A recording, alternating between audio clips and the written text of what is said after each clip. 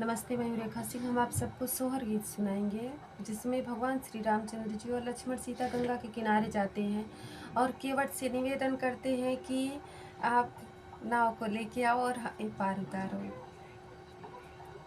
राम लखन दूनो भैया गंगा के तीर ठाढ़ भय, गंगा के तीर ठाढ़ भय हो। केवटा नैया किनरवा लियावऊ और पार उतारऊ और पार उतारऊ हो।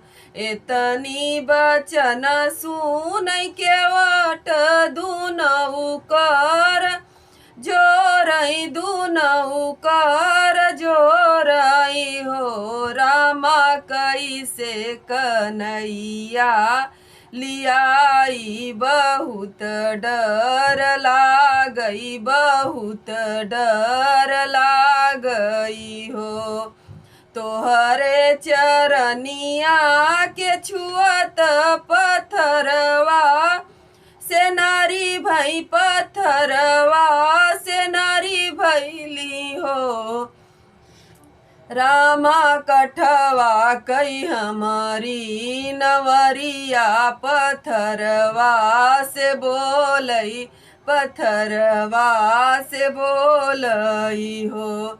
जदुआ भरल तोहरा पौआ, पहिले हम धोबई, पहिले हम धोबई हो। रामा शंका सकल मिटी जाई, त परवा उतारब पार उतारब हो। प्रेम विवसर घुराई, चरनिया धोआवई, चरनिया धोआवई हो। रामा केवट नैया लियावई और पार उतारई, और पार उतारई हो।